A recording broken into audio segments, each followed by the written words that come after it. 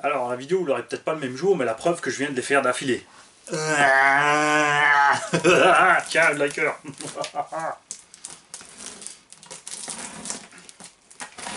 Unboxing donc d'une Tamiya qui va partir chez le propriétaire de la Subaru VRX VE et la Subaru qui va partir chez le propriétaire de cette Tamiya. Et merci encore une fois à Nico pour l'envoi des moteurs. Alors, ça pue là-dedans. Ici j'ai mis dedans, t'as laissé au fond de la cave. Nous avons ici une Tamiya CC01 qui à la base a une carreau de Ford Bronco. Et on a un petit quelque chose en plus qui nous a été fait maison par l'abonné. Ah, j'ai trouvé ce qui pue. Et maintenant je comprends pourquoi il était inquiet que le colis reste des plombes au relais colis. Parce qu'il y a eu overdose de relais colis, donc ils m'ont dispatché ça ailleurs. En fait, ils m'ont envoyé un reblanchant de Savoie. Donc je te rassure, il est bien arrivé. Il faisait frais au relais colis. Et ça fait qu'une heure qu'il est ici au chaud à la cave. Ça va, il n'est pas trop faisandé. Méfiez-vous, ne me faites pas s'en été les mecs. Hein. Alors, salut Mani, voici le crawler Tamiya pour l'échange contre le Kyosho Rally de James. Tu trouveras un petit présent dans le carton de ma région. Merci pour ce que tu fais, continue comme ça longtemps. A plus, Greg, le taxi. C'est pas Joe le taxi, c'est Greg le taxi. Tiens, c'est rigolo ça. C'est un Greg qui fait du crawler. On a déjà un RC Greg. Et tous les Greg font du crawler ici. Qu'est-ce qui se passe? Non. Nous sommes sauvés parce que Greg Burger ne fait pas de crawler. Alors, on va commencer par les petits trous.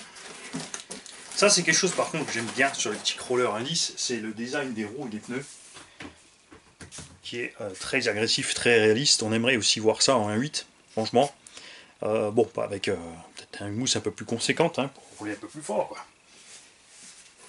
Je vais vous sortir la carrosserie maison d'abord. L'autre truc qui est bien, c'est sûr en crawler, c'est que le poids ne joue pas. On a donc ici un Unimog fait maison.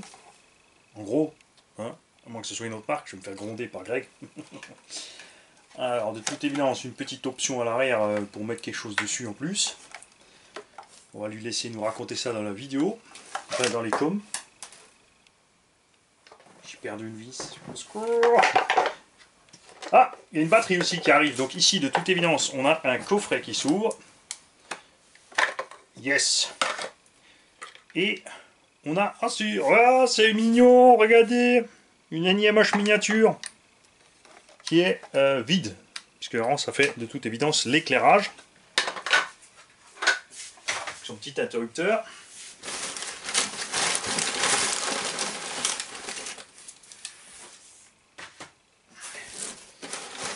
Et le CC01 avec la carreau Bronco. Alors je vérifie quand même qu'il ne reste pas un deuxième fromage planqué quelque part.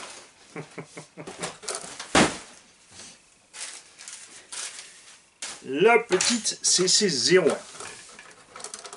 Alors c'est pas vraiment de l'engin crawler le CC01, c'est plus du Scal. On a une suspension en standard avec un pont à l'arrière. Les soufflets, ça je ne sais pas si, si c'est d'origine Tamiya ou si ça a été fait après. Il me semble pas qu'ils ont ça d'origine, ces petits soufflets là. Spécialiste Tamiya, laissez-moi vos messages. L'avantage de ce genre de construction, c'est extrêmement solide. Alors on a un diff avant, relativement dur, et un pont arrière bloqué. Et on va voir ce qui se passe là-dedans. Bon, suspension, il y a du boulot sur les suspects. On n'a absolument rien à l'arrière. Je ne sais pas s'il y a quelque chose qui est décroché, si c'est normal. On a bien du croisement de pont, mais on n'a pas de débattement de ce sens. Ça, c'est funky. Alors, Un petit combo à charbon évidemment dans ce genre de bestiole. Très impressionnant, c'est que le carter principal Tamiya est complètement en ferraille. Ça je ne savais pas. Ça pèse son petit poids ce machin. La direction aussi toujours montée, le cerveau est relativement monté, généralement embarqué chez Tamiya ou ailleurs avec une démultiplication, un machin, un levier pour arriver jusque sur la direction. Pas toujours utile. Ça allonge, c'est l'emplacement pour le vario d'origine qui a été placé ici. Du coup, par contre, qu'est-ce que tu mets comme batterie là-dedans et où tu la mets? Est-ce que tu l'as glissé ailleurs ou est-ce que c'est parce que tu roulais avec ton autre carrosserie que tu avais mis ça différemment? Très intéressant au niveau de ce pont arrière, on a deux lames plates et il y a ici des rotules. C'est-à-dire que le pont est monté sur rotules pour pouvoir bien bouger. Et ces lames, regardez voir, elles sont complètement flexibles. C'est super méga funky, ce qui explique aussi le faible déboîtement, puisqu'ici il y a tout qui bouge. Donc clairement, ça vient de là. Ça, j'irai pas l'essayer, j'ai pas envie.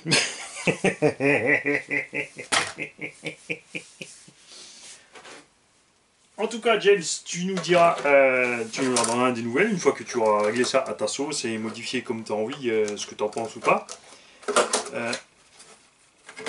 Il n'y a qu'une seule et unique vitesse là-dessus, c'est sûr, il n'y a pas de boîte de vitesse. Et ça avance quand même très dur, donc la démultiplication doit être assez courte. À voir. Là, on attend donc le com de Greg pour nous expliquer un peu tout ça. On a aussi, ça c'est ce que j'avais pas vu tout de suite, on a un pare-choc ici additionnel. Je ne sais pas si tu avais monté ça devant le bins là. Il faudra aussi que tu expliques évidemment à James comment tu montes cette carreau. Et ça, a priori, a fortiori, ça doit être l'avant de la bagnole. Je ne sais pas. Le scal, c'est pas mon domaine.